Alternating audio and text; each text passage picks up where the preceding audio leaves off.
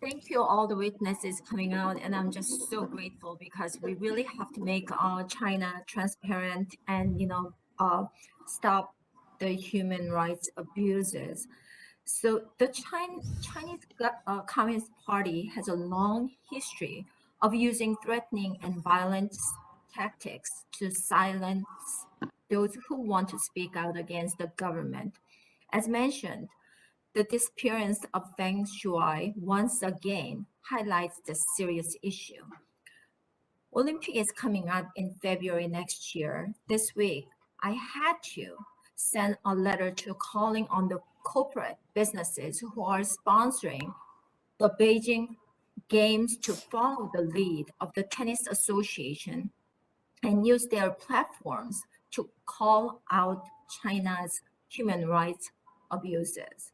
So I have a first question is, Ms. Wang, do you feel other global Great question. I companies know you all have hmm, have an obligation to speak out like we saw with the Women's Tennis Association? Why are these companies feeling the pressure from the CCP? Thank you for this question. Yes, I do believe that corporate sponsors and businesses do have an obligation to speak up and to follow the WTA's lead. I would like to point our attention to the United Nations Guiding Principles on Business and Human Rights. And this document provides guidelines for both states and companies on how they can best address and prevent human rights abuses. And furthermore, what I think is most crucial and important about these guiding principles is that it states that when there are conflicting requirements, so for example, in US and China, companies must honor internationally recognized standards of human rights. So for example, the Universal Declaration of Human Rights, as well as the International Covenant on Civil and Political Rights.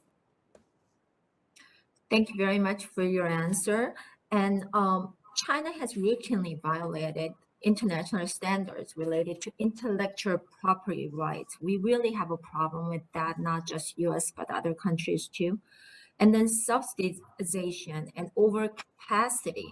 And they do not abide by the international norms and rules that have brought it to its current economic position. So I want to ask Dr. Cooper or Bonnie Glaser, Ms. Glaser, how can other global leaders hold China transparent and accountable in an international system that is free, open, and fair? And is that really possible? Thank you, Congresswoman. This is such an important question. I think there are at least 3 steps that we have to take.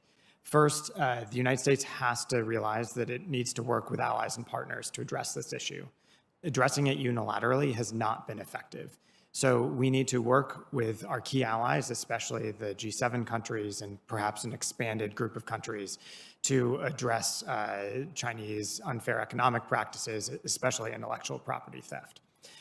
That means, in my view, that we have to be looking at trade agreements that would hold China and others to high standards. So I know this is a difficult issue up on Capitol Hill, but that means thinking about what is the Trans-Pacific Partnership or its follow-on agreement going to be, and how can the US take a leadership role there, not just in bilateral discussions with China.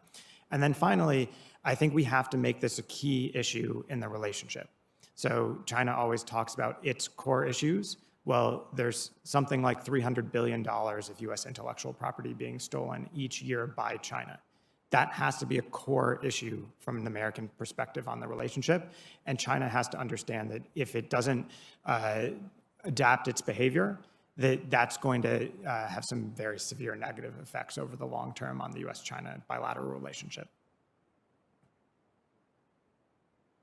Okay. Thank you very much. Professor Hong, the Chinese government has worked hard to manipulate public opinion and censor pro-democracy leaders in Hong Kong. What does it look like for American business that want to do business inside of Hong Kong? What kind of censorship intimidation are we seeing in Hong Kong today by the CCP? Thank you very much for the question, Congresswoman. Then, the American business and foreign business have been complaining about unfair treatment and unlevel playing field and biased regulatory enforcement in mainland China for a long time. And for a long time, Hong Kong has been upholding its separation from mainland China in this regard and maintain a kind of a relatively fair and open, transparent corporate environment. But unfortunately, in the recent years, it has been deteriorating in Hong Kong, and many American business and foreign business in Hong Kong are starting to face some of the same challenge that they have been facing in mainland China. And particularly after the implementation of the national security law, it's not only the national security law that create additional political economic risk to American corporation, but the political environment has changed, and the government's mentality and assumption has changed. For example, in the recent months, there's a draconian quarantine and I would say unscientific closure of the borders of Hong Kong, and then the American business and Chamber of Commerce have been lobbying the Hong Kong government to relax this rule, because it is very bad for global firms in Hong Kong. They cannot see their families and they cannot travel, but they didn't listen, and then they didn't loosen. So the government definitely now take a kind of a priority on the political consideration over economic consideration, and the situation in Hong Kong is deteriorating for the American and global business there. Thank you, Professor Hong. Yeah, so, you know what, it seems like it's getting worse and worse every day. How are you going to fix it? And how Hong Kong government can really participate and work and try to make sure that these American businesses, that, you know, they can just do free business here, like, you know, just most of the countries that they go in and they can do as long as they follow the rules. But these rules are getting tougher and tougher because Chinese government is imposing. How are we going to fix this, and how are we going to go, and what is Hong Kong's future? For one thing, that some American business and other foreign business in Hong Kong have been diversifying their operations to other financial centers farther away from China, and for example in Singapore, and then they can continue to do business with their Chinese clients, but no longer in Hong Kong, but in Singapore. In fact, some private equity funds run by some well-connected mainland Chinese businessmen has already reportedly diversified their operation to Singapore.